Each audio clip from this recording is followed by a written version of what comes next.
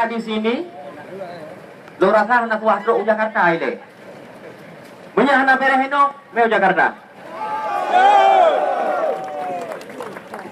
Kalau tidak beres di sini, kita akan panggil perusahaan terkait ke Jakarta. Namun, kalau bisa selesaikan dulu Bapak DPRK bersama pemerintah, panggil dulu semua stakeholder dan perusahaan yang menancapkan kaki di sini untuk bagaimana membuat langkah koordinasi harus terarah.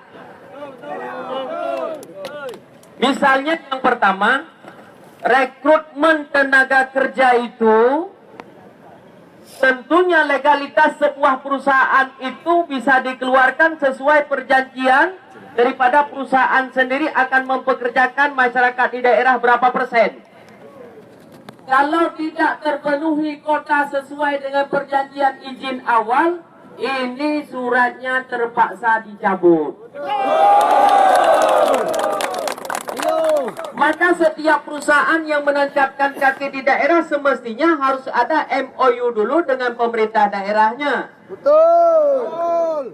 Berapa persen yang bisa dipekerjakan masyarakat daerah? Jangan ujuk-ujuk sekarang langsung masuk. Ternyata tenaga kerja kiriman. Kita menjadi penonton budiman. Betul. Kita tidak ingin Aceh ini kembali seperti dulu. Jangan ada gesekan-gesekan dan kesenjangan. Pemerintah pusat sudah sangat memberikan respon yang sangat baik kepada pemerintah Aceh sampai dengan dana 8,3 triliun dana OSUS digelontorkan ke Aceh. Itu tandanya apa? Pemerintah sudah betul-betul mendengar apa keinginan masyarakat Aceh. Namun kembali lagi kepada pemerintah daerahnya, bisa tidak memakmurkan masyarakat dengan dana besar itu?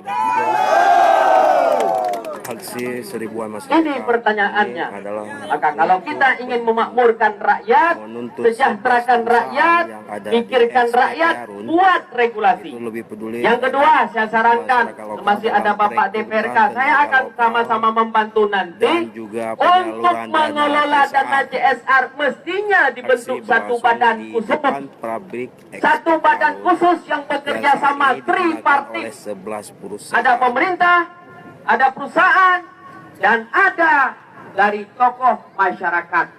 Mereka lah yang mengawasi dana perusahaan. Perintah undang-undang 2,5%. Sekarang kalau kita tanyakan kepada masyarakat, berapa yang pernah dikasih oleh perusahaan? Siapa yang bisa memenjarakan mereka? Tidak ada. Karena tidak ada regulasi, tidak ada aturan. Maka ke depan Kota Lok semuanya sesegera mungkin, ini urgen, tetapkan peraturan tentang pembagian hasil dan pengalokasian hasil CSR itu supaya bisa kontrol. Perusahaan A dapat mengeluarkan 2,5% tidak? Perusahaan B ada mengeluarkan 2,5% tidak? Karena hari ini kita sadari perusahaan-perusahaan itu berkedok, saya sudah membantu Pak, saya sudah mengeluarkan Pak. Kadang-kadang 2 buah bola voli kadang CSR. Betul kan? Kadang-kadang untuk pegelih pare akibat puto limbah, saya penerbit dana CSR.